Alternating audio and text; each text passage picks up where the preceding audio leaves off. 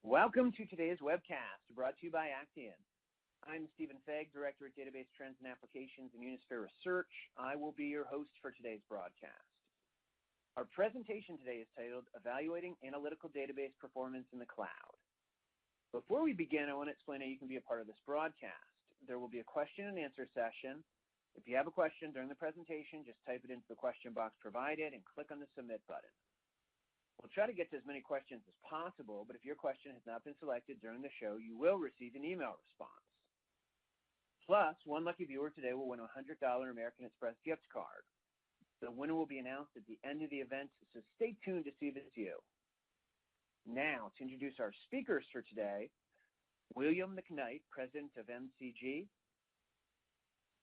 and Emma McGrodden, Senior Vice President of Engineering at Actian. For more information on our speakers today, you can click on the arrow under their headshots on the console. Now I'm going to pass the event over to William. Well, thank you, Stephen, and welcome everybody. Welcome database enthusiasts of all stripes, DBAs, data architects, data warehouse architects, big data architects, even directors, VPs, CDOs, CTOs, CIOs, everybody's interested in databases, right? Because it's at the core of really everything that happens in an enterprise. Believe it or not, it really is. And it's important. And I'm really privileged to have spent a career in databases from all perspectives. Today, I'm going to be talking to you about some recent exercises that we did with some leading databases. I think if you take away sort of the methodology that we use to do this, it will be helpful to you in your own endeavors at selecting databases. Now, I know changing databases is really hard, and we have active clients that are looking around this, but where it's probably more important is in your new applications that you're deploying. And there you have an opportunity to get into the right database for you. And hopefully today will be at least a small data point in that journey. A little bit about us, McKnight Consulting Group. I've been consulting now 20 years. This concept has been 9 years, and we do full-scale strategy, industry analyst work, such as what we're here today to share with you, and implementation work in everything to do with data. And our technology expertise spans quite a few different data players in data warehousing, BI and analytics, big data, data management. We are a vendor-neutral company. However, we do not take anything for resell or recommendation, things like that. I will point out here, though, that our involvement with Actian prior to this was fairly limited. I had come across some, obviously, in my analyst circles, but have not had the opportunity of actually deploying it. So I have now, and we have certainly learned a lot about not only Actian, but a lot of these great databases that I'm sharing with you here today. So by way of background, data-driven organizations require analytics at high speed to derive timely insights. Now you might say, well, that's not me. I don't need that yet. My users aren't banging on my door demanding high-speed data, all data. Well, they should be. And that's, I think, part of a data professional's journey, really, is to increase that demand. And when you increase that demand, you increase your supply. It's only good all around. More data, the better. The more data that you can put to use, the better. So let's quit letting data kind of just slide on by our enterprises. We got to quit letting data be anything less than a major asset of our company. Increasing data volumes, however, are putting pressure on legacy architectures. And I think you might be surprised here in a few minutes when I show you the different databases and when they came aboard. There's a lot that's been coming aboard in the past few years that have very high relevancy. And by the way, we're here today to talk about analytic databases in the cloud, not on-prem, which most people are not doing these days for new deployments anyway, and certainly not operational or transactional systems. This is not that. Performance is important, we think. We think it's number one, actually. Now, there's other considerations, obviously. We're only going to share with you performance results today from actually executing queries. We're not sharing load. We're not sharing cost. We're not sharing all the other good things about a database. You'll want to be attentive to all of the considerations that make sense for you. And by the way, we do this sort of benchmarking as a service to enterprise organizations as well that are in a selection process. Cloud deployments are at an all-time high and poised to expand dramatically. Yes, the time is now. That ship has sailed. It's definitely ready for you, and many clients are even moving their on-prem data warehouses and so on to the cloud. And certainly, everything new is being considered in the cloud first and foremost. So let's talk a little bit about the benchmark, some of the numbers that I'll share with you. These are relational analytical database platforms. Again, I mentioned we're analytical today. We're not operational. These are deployed in the cloud. We deployed in the very popular, of course, AWS, EC2, as equivalent hardware configurations as possible. We're going to share with you all the data. And by the way, each one of these is written up, each one of the benchmarks is written up independently and available to you at Actian.com. And poke around a little bit there. You'll find it pretty easily. And again, everything is there for you to do, for you to understand, and for you to say, this relates to me, or maybe it doesn't relate to me. What we tried to do is pick enterprise workloads that were typical of an organization in terms of what they run on a day-to-day basis. And we know we're out there with them all the time. Now, are there queries more complicated than what we have here? Of course, there are many. And are there queries less complicated? Of course there are.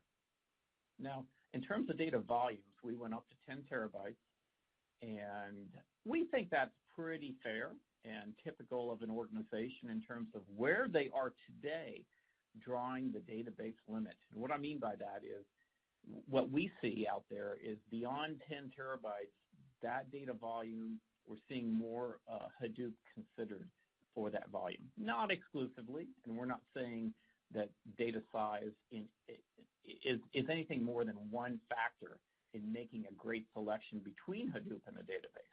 However, that is where we drew the line.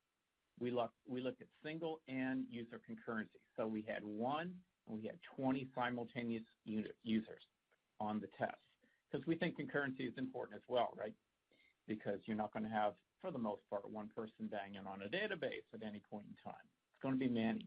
And we created a harness that we could use to simulate 20 simultaneous users. So we'll get to that. Okay, so these are the 5 databases. Again, we think they're great. We think they're absolutely fit for a purpose inside of organizations. And again, we're not talking about ripping and replacing, but just by way of comparison.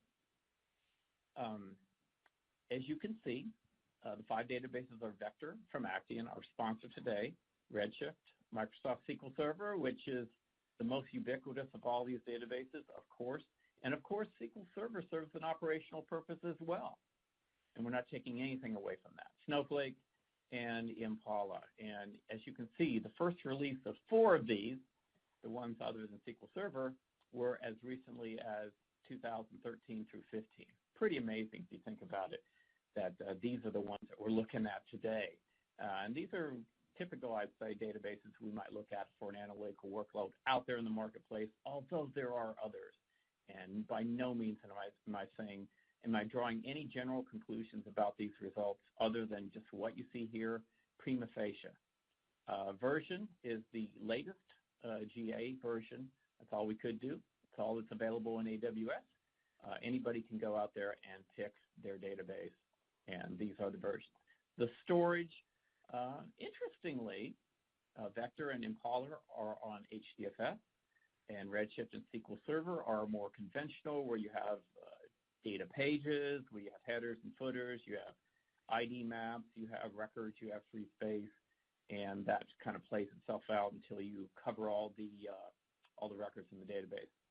And Snowflake is on S3, which is probably your most bare bones of all of these in terms of storage, in terms of overhead on the storage. Interestingly enough, though, to us it didn't seem to matter what the storage was. That didn't play heavily into performance numbers, except in the load. With the less overhead, some of the ones here with HDFS and S3, less overhead meant a more streamlined load, but I would say this about the load. We're not sharing all the numbers in terms of what it took to load the data. We are sharing that, or I am sharing that I thought all the load numbers were pretty good, pretty acceptable from an enterprise standpoint. The SQL was slightly different for all of these, and you can see there are the different variants of SQL. Now, we had SQL engineers such as myself on this.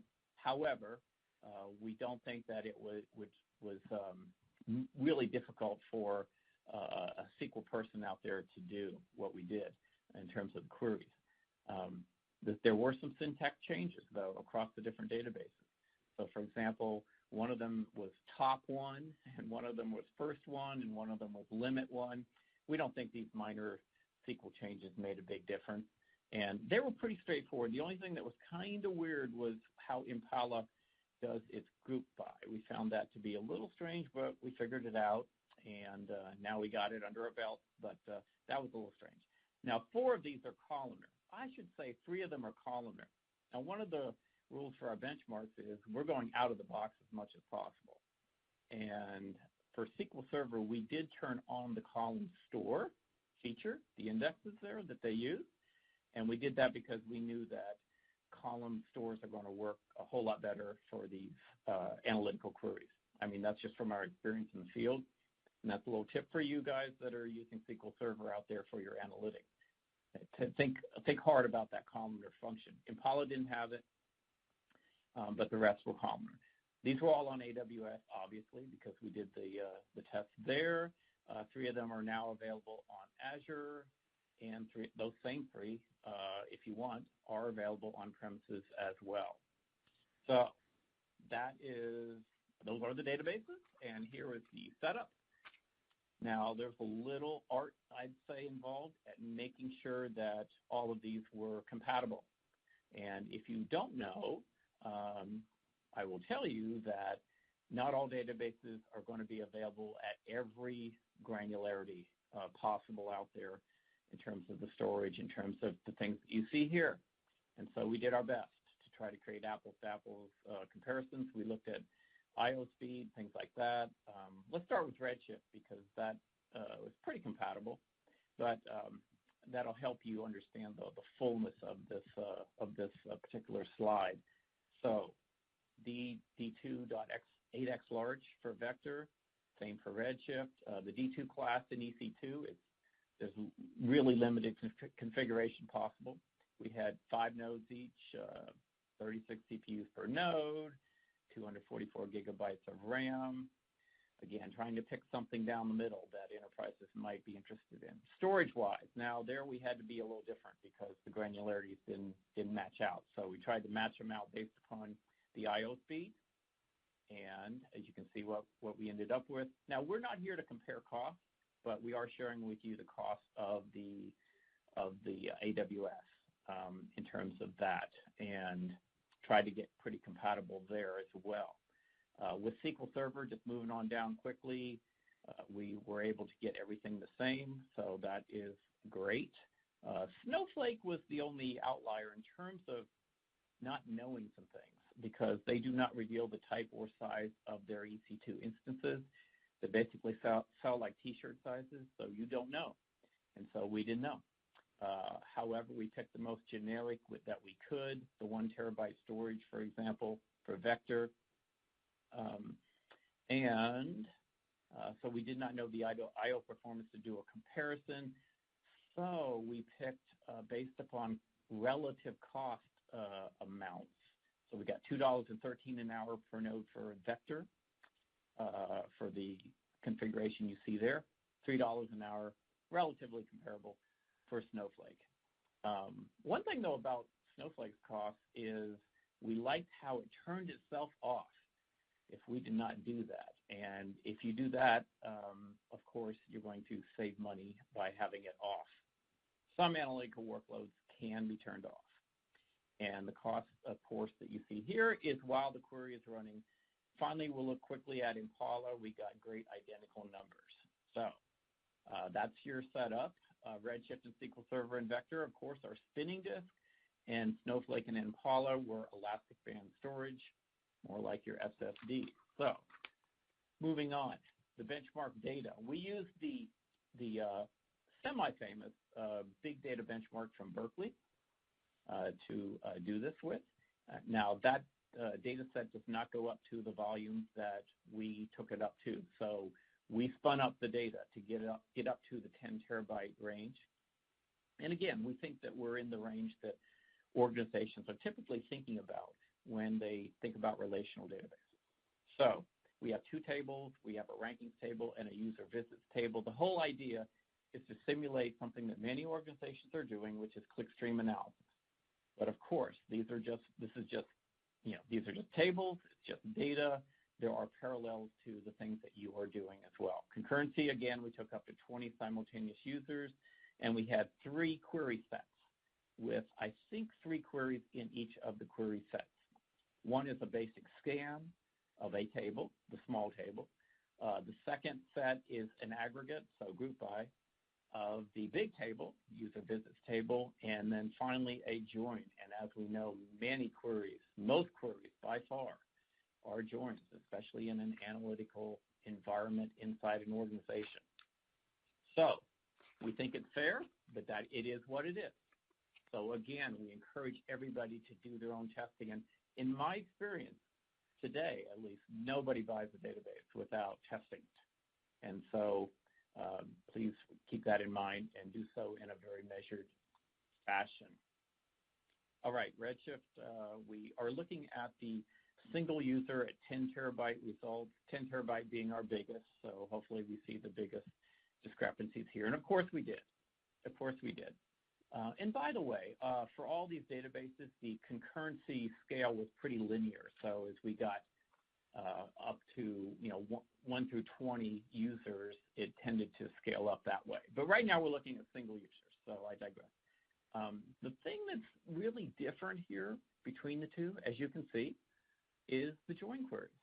And we don't think necessarily that Redshift is bad at joins by any stretch.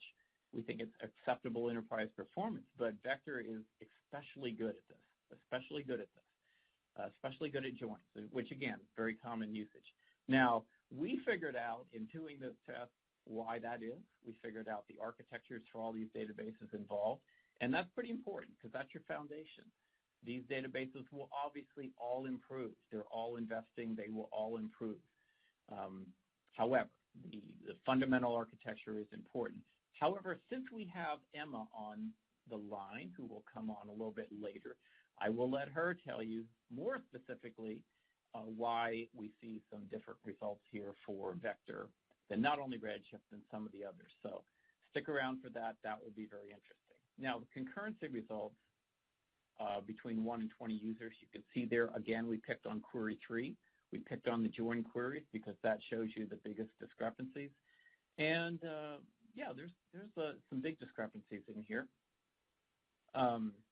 We actually did not even complete one of the queries for Redshift. Query 3C did not complete on Redshift at 10 terabytes. I say did not complete. We waited 2 hours. So that's our limit. We are chartered as we do our benchmarks, and that is one of the things is 2 hours. So that one did not complete. The rest did complete, and these are the relative performance numbers, the improvement that Vector had over Redshift for the single user queries on the left and the concurrent queries of 20 users on the right. So we got, for overall, that's query sets 1, 2, and 3, the basic one, the aggregate one, and the join one, 1, 2, and 3, overall up to 4.3x performance. Not across the board, but up to 4.3x performance. For the 1 terabyte, for example, it's down closer to double. Join queries, you can see up to 12.5. That's for, of course, the 10 terabyte. So obviously, the more data, the longer the queries are going to run, no matter what the database is. 20 concurrent queries, kind of similar results as you can see there. So this, again, we're just showing you the application of what we did to the data with the queries that we came up with, the representative enterprise queries in AWS on the configs that we're showing you. It's one data point.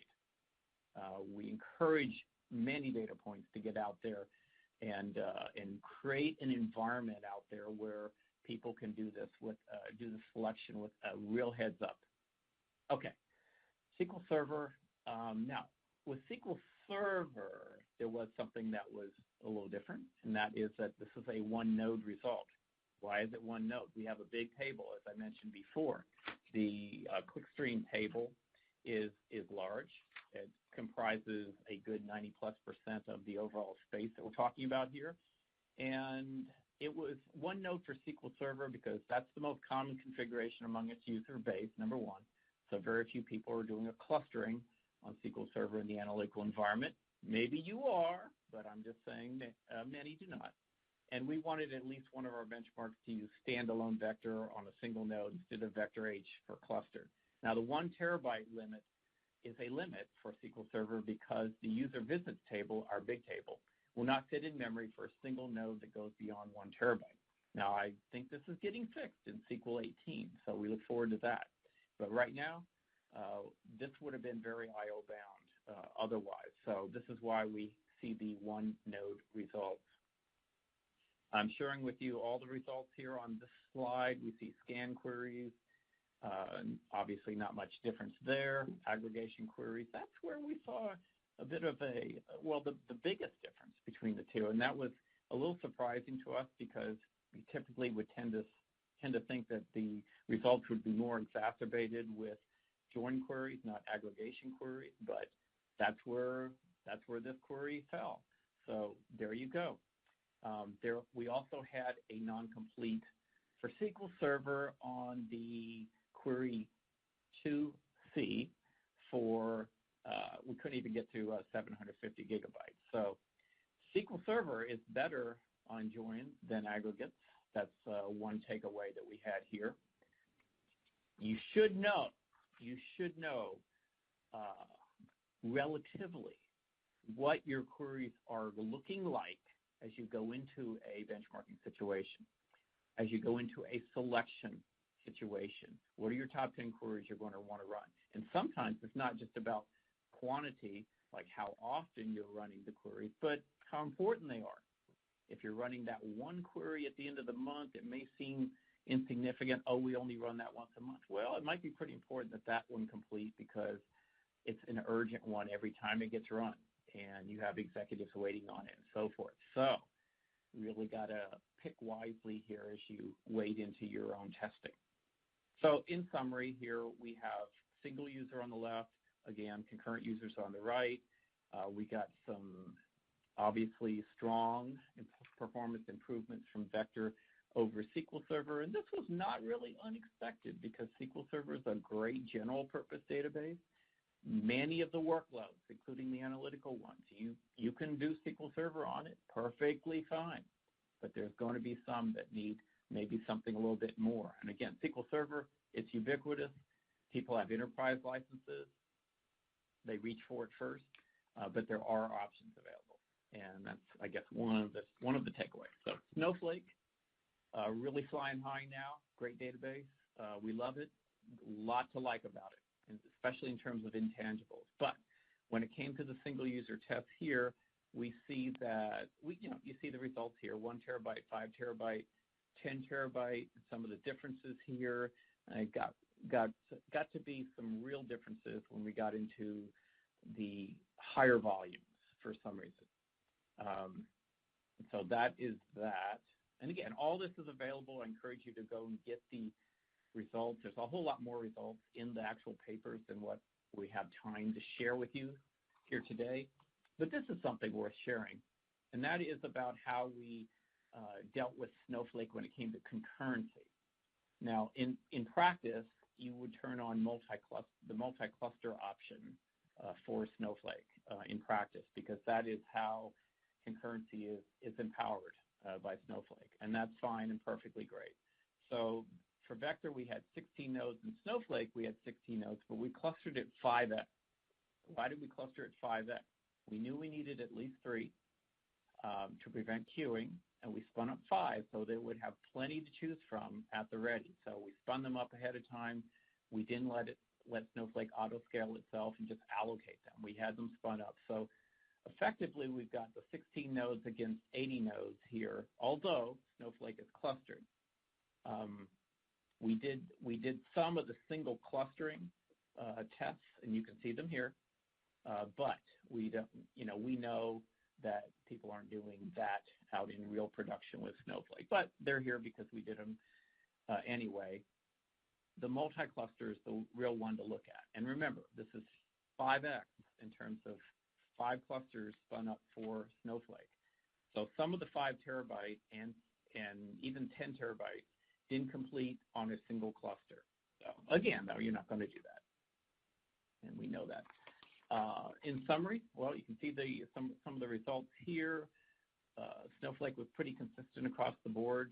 Didn't see drastic differences between the differences between it and vector when it came to joins versus aggregates. You see the single cluster results on here again. I'm not going to do that. But let's get to Impala. Impala was very interesting. Of all of them, I'd say Impala was the most interesting one to do because we were a little unsure going into that, what we would get. But we were able to get identical hardware configurations on it, and this is what we got. We have another one at the bottom here, a join query that did not complete at 10 terabytes. And again, the 2-hour limit is what we mean by that. There's some fairly compatible numbers in the scans. Of course, that was kind of true for all the databases. Aggregates, you can see joins. You can see as well here, kind of got away from us in the comparisons.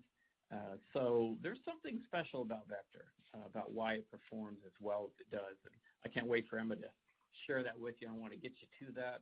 I'll show you one more slide though before we do that. And that is the scale for vector at 20 users on scan queries. And so we did experience quite a bit of disk spilling in our Impala test. And we did some different things to try to not have that happen, not be showing extreme results. Resource management, though, was an issue and a challenge. Impala versus Scratchbase, only on the node query that it was submitted to. We had to hang a drive off of the node and set the Scratchbase very high. We still got some disk spilling. We still got a lot of disk spilling. So as a result of that, that is why you see some of the real scale of difference here between vector and Impala. We are pretty sure. So finally, here's just the final summary slide. Impala is free, though. It is open source and free. And people like that. And that's important as well. We know that. So just know what you're getting and do test whatever it is that you're thinking about getting. And I hope that I've shared with you some ideas for you to do your own testing, stimulated some thought around how you do database selection here today. And with that, I'm going to turn it back to you, Stephen, and catch you all a little bit later at the Q&A. Thank you very much, William. At this point in time, I'd like to introduce Emma McGrattan, Senior Vice President of Engineering at Actian. Great. Thanks, Stephen. So that was fantastic. I love to hear other people talking about how amazing Vector is when it comes to performance. And what I'm going to share with you today is a couple of company secrets and give you a quick look under the hood of the engine that makes Vector so fast. So most of the results that William shared with you today came from our Vector and Hadoop products. That's our multi-node clustered product. We also have a single node version of Vector, and that's the version that was tested versus SQL Server. And that's available for Windows and for Linux, and that will run on anything from a laptop through to the biggest servers. So two flavors. What's common across the two of them is the X100 engine. The name X100 came from the fact that this was designed from the ground up to be 100 times faster than anything that was out there in the market, and I think William's results have borne that out. So let's talk a little bit more about what makes Vector so fast. So the first is the name Vector comes from the fact that we use vectorized processing. For those of you who are chip nerds, you'll know that modern CPUs, even the commodity CPUs that cloud infrastructures are built on, have a capability called single instruction multiple data. And what that means is that you can load up the registers with a vector of data, or think of it as an array of data, and in a single clock cycle, you will operate across all of the elements of that array or that vector. And when you're doing things like generating aggregations and so on, vector processing provides a huge benefit, because you're operating on 1,000 elements at a time as opposed to a record at a time, which is the approach taken in the more traditional relational databases. And the next thing that's quite special about Vector is it was designed at a time when the size of a chip cache was growing quite significantly. And Vector is designed to take advantage of the on-chip cache. So while a lot of our competitors were kind of struggling with how do I get data as quickly as I can off of disk and into RAM, and then from RAM into the CPU, Vector was designed at a time where we were just focused on what's the most efficient way of taking advantage of the in-chip cache. So that provides us with a significant performance advantage. It's impossible to make out the eye chart that's on your screen right now, but basically it shows the order of magnitude improvements in terms of throughput rates, and when you're looking at chip cache versus RAM versus disk. And certainly this is something that is covered on the Actian website. You can get more of the details and a larger version of that image that's actually readable. The third point that's quite special about Vector is we call ourselves second-generation columnar. Now, columnar databases came into being in the 90s, right? So they've been around for quite some time. But there's one huge challenge that all columnar databases have, and that is updating data, right? So if you want to update a single element within a column, it's quite challenging to do. It's addressed in a couple of different ways by our competition. Typically what they'll do is they'll have a read store and a write store, and they apply the updates to the write store, and they swap the read and write stores over at certain points in time, either based on a time interval or based upon the percentage of change to the contents of the column. With Vector, we've taken a completely different approach. We actually have a patented capability that enables us to provide for real-time updates of columnar data without impacting the performance of the running system. So that I'll share a little bit of the details on in a future slide, because we now have a patent on it, so we're free to talk about it. And certainly the patent application contains a lot of really interesting information for those that wanted to geek out on that particular capability. And the fourth area in which we're quite smart, and I think most databases do this, right, is that they use compression. The idea here is that if you minimize the footprint of the data that you're dealing with, both on disk and as it moves through the system, and that's obviously advantageous. Smaller moves faster. Now, what we were doing with compression with Vector is not trying to minimize our footprint on disk, but actually looking at the efficiency of the compression and decompression. And we'll typically see about a 4 to 6 to 1 ratio, compression ratio. It's really data dependent. So we'll guide somewhere around 5. But the speed of decompression inside the CPU is really what drives the compression algorithms that we use. And we look at each data block, and before compressing it, we decide which is going to be the best compression algorithm for that particular block of data. Next thing is for simplicity. We keep track of the minimum and maximum value for every block that we write out to disk. So columns are written out in blocks, right? The contents of columns are written in blocks.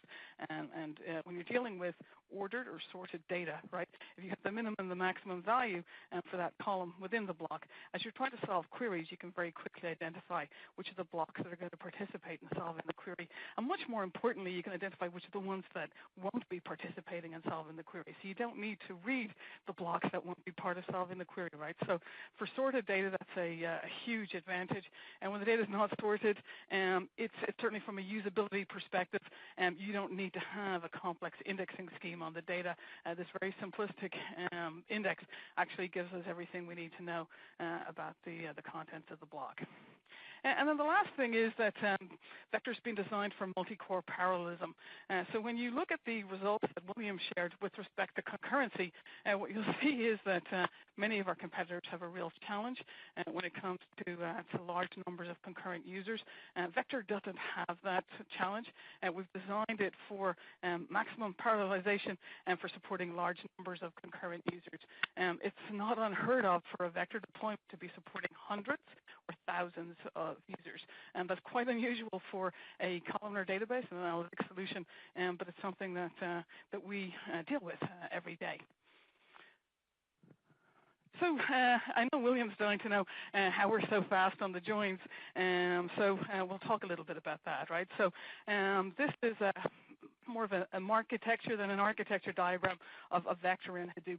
And to start with, if we start in the top left-hand corner, what you'll see here is that when it comes to supporting tools and application development environments, and because vector was designed to be standards-based, and William shared with you that we're ANSI compliant when it comes to the SQL language, pretty much any off-the-shelf tool can be pointed to vector, and it will just work.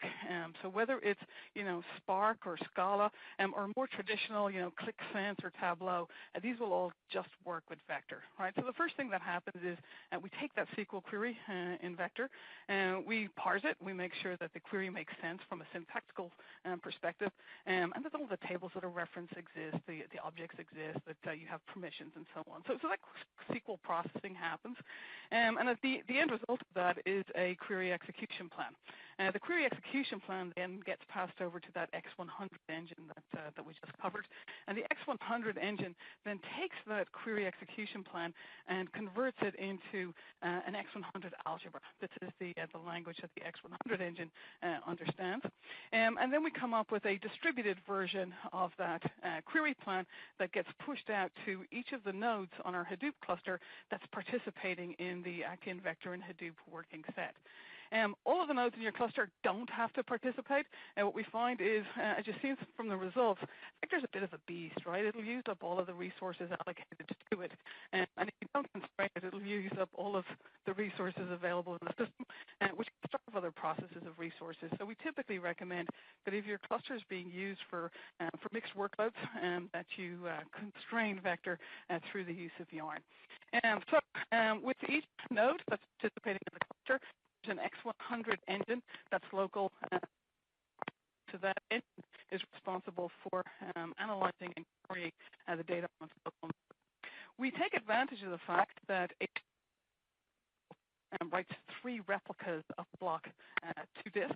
And the reason it does that is that you're building on commodity hardware. So the mean time between failure on commodity hardware is a lot lower than on expensive systems. So by default, you'll have 3 copies of the data written to disk. Sometimes you will get more than that. If you have a larger cluster, the recommendation would be that you have more nodes. You have a higher replication factor.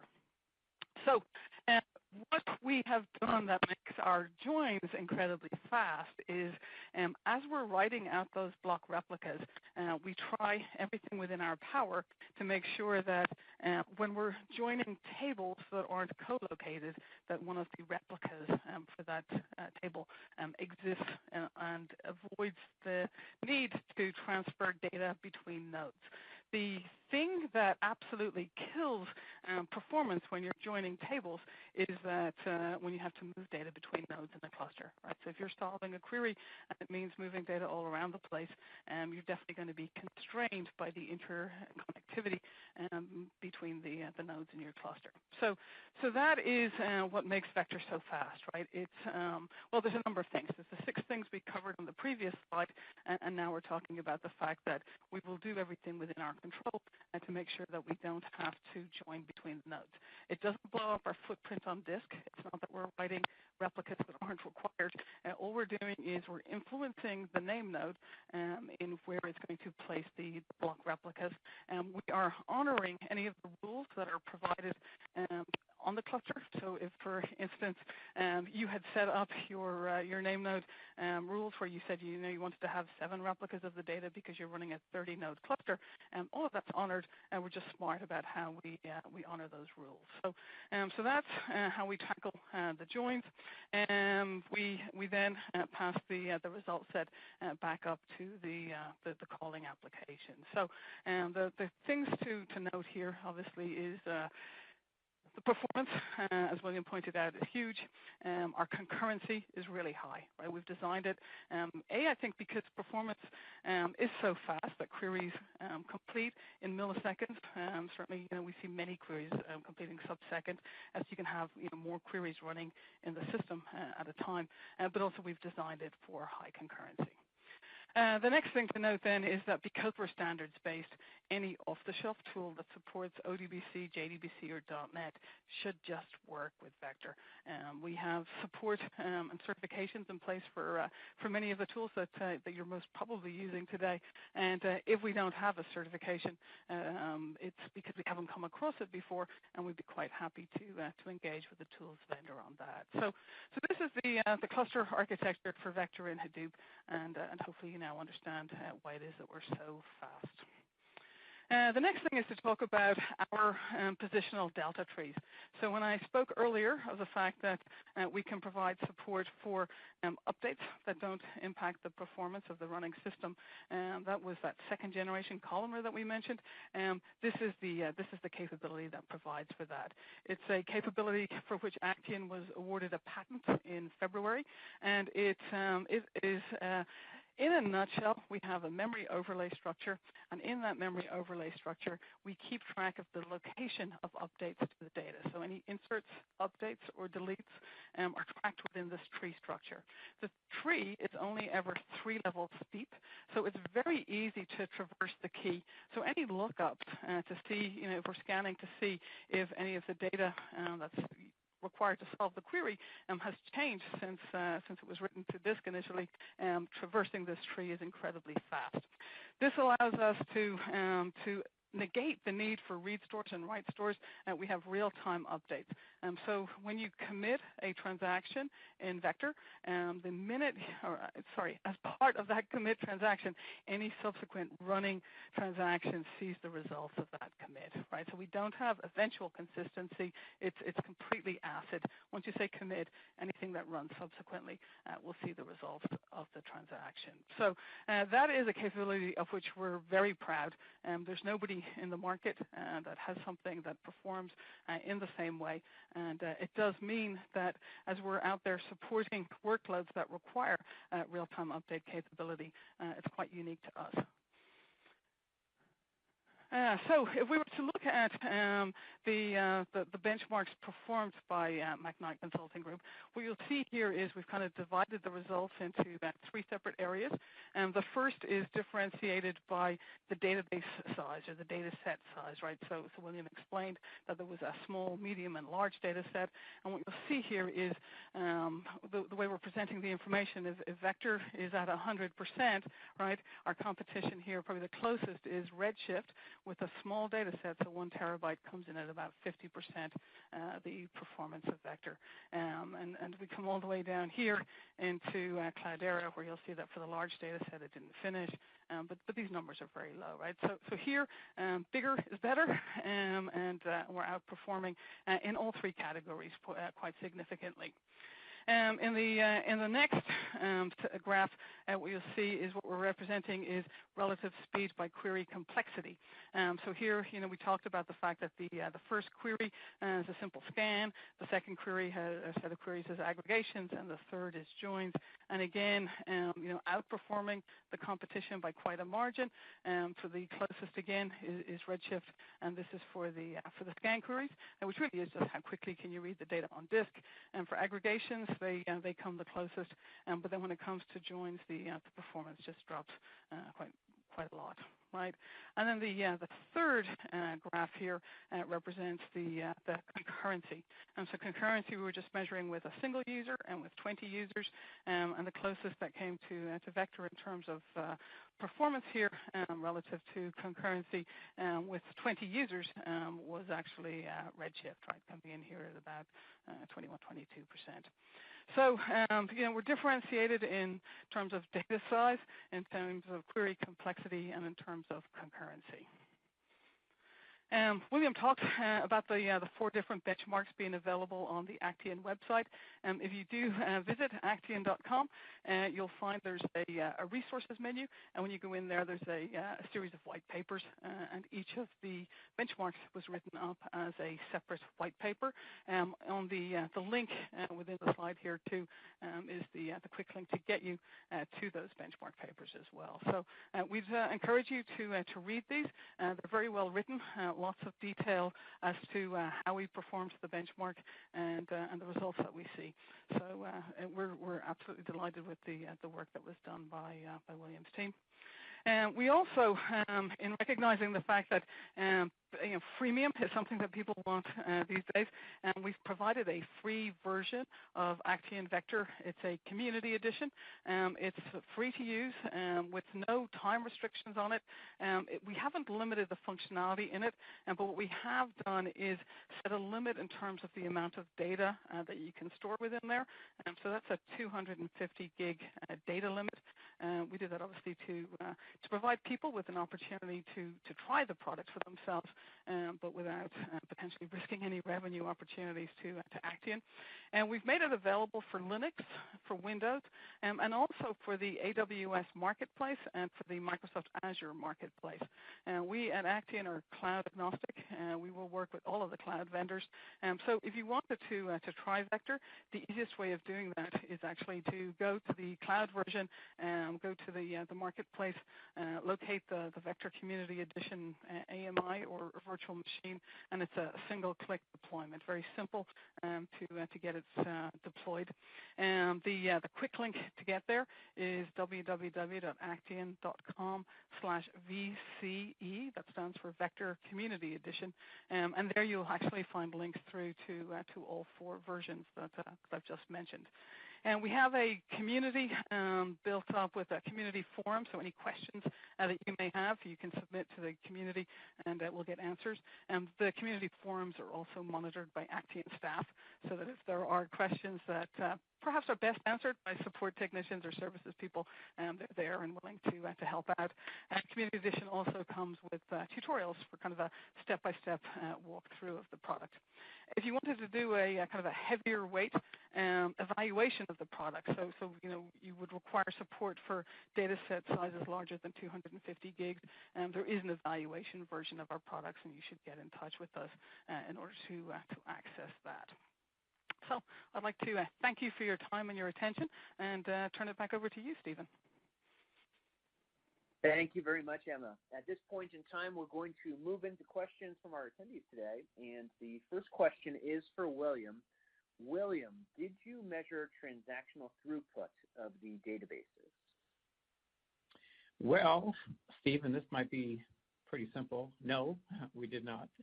You would not use any of these, well, except SQL Server, you wouldn't use any of these databases for transactional type activity. They're built for analytics. And believe it or not, even though we're marching forward in time here, there's still a difference between the operational analytical side of things.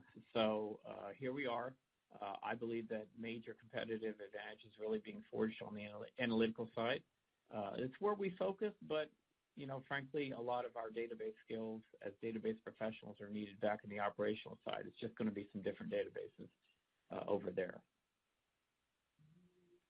Understood. Thanks for clarifying. Emma, our next question is for you. You talked a lot about Vector performance today. What else can Vector do?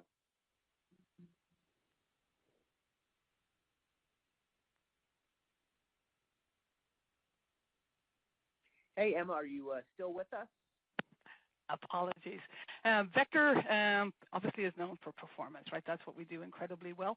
But there are a bunch of other capabilities that we provide that we should highlight, right? So we talked very briefly about transaction support.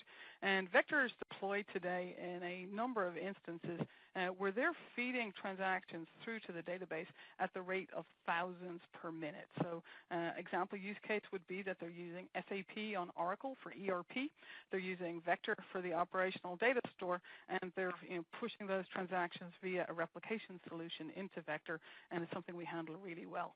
I also touched upon the fact that we have support for inserts, updates, and deletes in a columnar environment, but also in Hadoop. The Hadoop file system was designed for data to be written to once and read ever after. So nobody conceived of Hadoop being able to support inserts, updates, and deletes, and it's something that Vector does in a way that's quite unique. If you look at our competition and what they've tried to implement, what you'll find is that as they support changes to the data, the performance drops off quite significantly. And we recently did some benchmarks with Hive, which required updating 1/1000th of the data set. And what we saw with Hive was that the performance dropped by double-digit percentage points. So that's another capability that's quite unique. We also have at Actian a long history of supporting enterprise deployments. So 24/7 mission-critical operations is our bread and butter at Actian, and that's something that we can do with Vector and Hadoop. So if you look at things like resiliency, being able to work around failures in the infrastructure, right? So it might be a failure of a disk subsystem, it might be a failure of one node within the environment. We're building all of this resiliency into the product that it can handle that. So designed for mission critical 24/7 operations, incredibly fast, supports all of the latest tools in the market, and can support mission critical analytics deployments. Understood. And as a follow-up question, can Vector be used as an operational data store?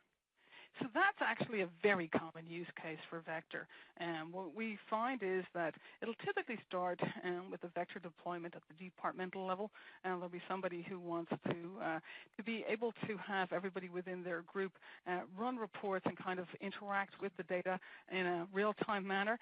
They'll see success with that. Word of that will spread through the organization, then we kind of grow up into quite significant operational data stores. So you'll see Vector deployments or Vector and Hadoop deployments with tens of terabytes or hundreds of terabytes of data. And then for the single node Vector, we see a lot of deployments, somewhere between 1 and 10 terabytes. The sweet spot is about 5 terabytes of data, but we have seen operational data stores on the single node version of Vector operating on 10 terabytes of data. Understood. Moving on to our next question. William, why is Columnar better for queries? Well, first of all, I just want to add on to what Emma just said about using Vector for ODS. Remember, everybody, that ODS is an analytical database as well as pulling data off of operational databases for immediate reporting purposes. So, and the other thing I want to underscore about what Emma said is that we were impressed. Quite impressed with Actian's results. And if you want performance, you're going to have to go out there and get it. And there's a lot of intangibles to remember about performance. Columnar is one. That's why I'm getting to it. But there are a lot of intangibles that come along with performance. It gives you a lot more room for error. Obviously, you get some quicker time to market for whatever it is that you're doing. Just really puts the wind at your sails across the board, which we really like as consultants trying to get a project done. To have that by our side. So like to put that performance in my back pocket, and I'm sure you do as well. So think about that. In terms of the question about Columnar, again, okay, I'm going to say that for the past 10 years, I have been saying that our data warehouses should be Columnar, and all our analytical workloads should be Columnar, because based upon my study of queries that get run in an analytical environment, the vast majority of them do tend to work out better for Columnar because they select a small subset, or at least a subset of the columns in the tables that it touches, whether it's touching for predicate purposes or whether it's touching for selection purposes. And the point about columnar is that it takes a column or a set of columns, sometimes user-defined, sometimes auto-done, but it puts them physically cohabitating on storage together, as opposed to the old way of column by column by column within a row. So in other words, row after row after row after row. So what that does is that kind of clutters up the I/O, because the level of I/O is going to have to grab all of the columns of the table when you're only interested in one or two, something like that. And so by cohabitating the data, you also get the opportunity to do certain compression techniques that Emma talked a little bit about. So there's that as well. That's obviously great for fixing that the number one bottleneck for these analytical queries, which is I/O performance, and removing those I/O bottlenecks. So columnar is all about performance. It's all about I/O, and that is why it is better for data warehouses and all analytical workloads. Understood. Thanks, William. Emma, our next question is for you. With GDPR on the horizon, what security features does Vector provide? Oh, that's a great question. It must be coming in from one of our European mates. Vector was designed at a time when we were thinking about enterprise deployment and thinking about the typical security features that one expects in an enterprise-level solution. As we brought Vector from Linux and Windows over to Hadoop, we made sure to retain the same capabilities and to provide that on Hadoop. So if you think of security features, Vector would be more akin to what you would find with Teradata or Exadata, or the products that William reviewed, right? So Snowflake and Redshift and so on. Kind of think about them in a few different areas. The first is authentication, right? So making sure that the person who's connecting to the system is who they say they are. We provide authentication through Active Directory, through Kerberos, or through pretty much any pluggable authentication mechanism. So we can always make sure that whoever is connecting is who they say they are. And the second is discretionary access control. So this is at the user group and role level to decide who can access what and to what level, right? So it may be that I can access the personnel tables here at Actian and for the people that report to me. And discretionary access control would keep me out of being able to view the data for anybody else within the organization. And it might provide me with, write access to some of the columns and read access to all of the columns. So that's a capability that's unique to Vector and Hadoop. And we also have role separation, and where this becomes important is if you want to make sure that your database administrator doesn't have access to sensitive data. So if we go back to something like the personnel tables, here at Actian, you might not want the database administrator to know that the security administrator got a bigger bonus this April than the database administrator did. So being able to secure the information from prying eyes is hugely important, and being able to separate the role of the system administrator and the database administrator is something we provide. And we also provide support for security auditing and alarms. So auditing is tracking who's attempting to access the data within the system, whether successfully or not. If you are a hospital network and you've deployed a database instance where you're storing sensitive patient information, the fact that somebody on your staff attempted to access a celebrity's medical record, the discretionary access control will keep them out. But the fact that they attempted that is something that you might want to look in. So security auditing is important. Also security alarms, right? To sound an alarm if somebody's attempting to access something that they shouldn't, or something within the system happened that shouldn't have happened. And then finally, encryption, right? So being able to encrypt the data as it sits on disk is important to many of our customers. What we find is for data at rest, some will use the approach of encrypting the entire file system. Others would rather deal with just encrypting individual columns. So it may be that you want to encrypt a social security number column, and that's something that Vector provides. As you create a table, you can identify which of the columns that you want to encrypt when they're written to disk. We also encrypt all of we can encrypt, if you choose to, all of the traffic between your application and the database, right? So if you were going over an unsecured network and you wanted to encrypt everything, you could do that. Sometimes when customers are operating within a LAN, they choose not to use encryption, but for the most part, we'll see a mix of external and internal access to the database, and they can turn on encryption at will. So those are the security features, and we're very well positioned for supporting our customers in Europe. We have a large proportion of our customer base actually resides within Europe, and so they've been pushing on the GDPR thing for quite some time. So they're well prepared for it. We have the features they require for that, and we also find some of our U.S. customers, right, will have a European presence, and they're also thinking about GDPR, which comes into effect just next month. Understood. Thanks, Emma.